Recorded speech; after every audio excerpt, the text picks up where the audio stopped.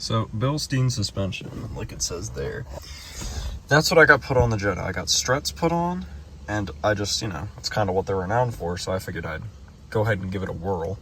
And I feel like it's a very important thing to just sit down and talk to you about it. Give you a little good old father sit down here.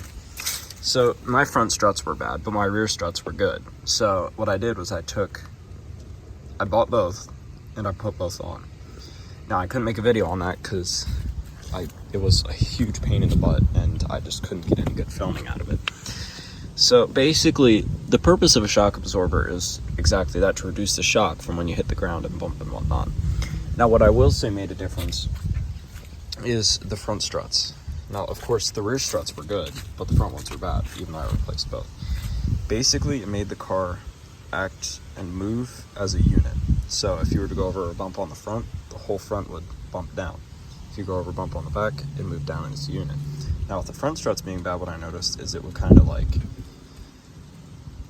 not only bounce, but it would kind of like they'd move individually, which, as you know, could get quite annoying and would not be very good feeling on the driver.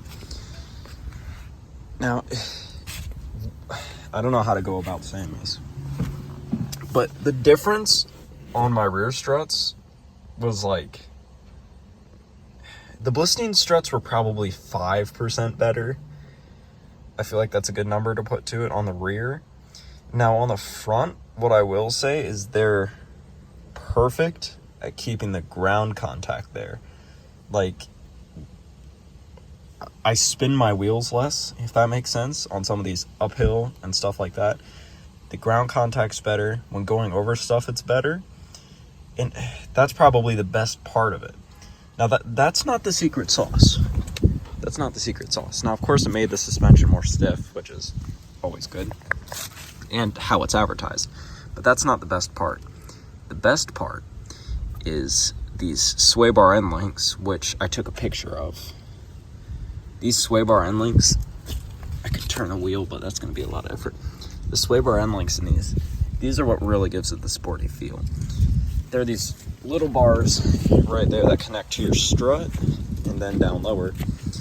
And they basically make it they probably were the most bang for buck.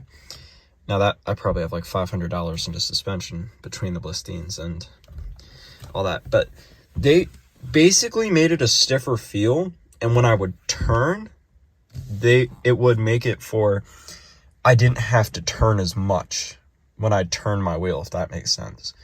So it would basically just make for sharper cornering, and I wouldn't have to turn as much because it would be stiffer, so it would just go directly as I asked, kind of like a point and go, which is definitely nice. Now, instead, Bilstein, I don't even know if they make sway bar end links. What I did order is I ordered VW official sway bar end links for this car. So that's what I used. And yeah, I basically just made it stiffer. And so instead of having to turn the wheel a bunch, I only had to turn it a little bit to go around a corner, which, if you ask me, is a huge, huge improvement. Now, I can make a video on explaining how you can tell sway bar end links are bad and how to tell if your suspension's bad and how we test for that in inspection in Pennsylvania here. So if you want to see that in a video, comment down below, subscribe, like, let me know. If enough of you want it, I'll make it. That's how it kind of goes with this channel. If enough of you want it, I'll make it. Now, that's pretty much all for that for now. I've only had these for like 2 weeks now, and that's just some of the stuff I'm noticing. These Pennsylvania roads are not friendly at all when it comes to being paved correctly. You know what I mean? So it's definitely that. It's definitely a huge improvement, that's for sure. Now, this next video I'm going to talk about is going to be maintenance and everything that's required in maintenance. Because working at a dealership, a big dealership, what I'm noticing is nobody does their maintenance. And then people are trying to say that like Toyotas are more reliable and German cars are not reliable.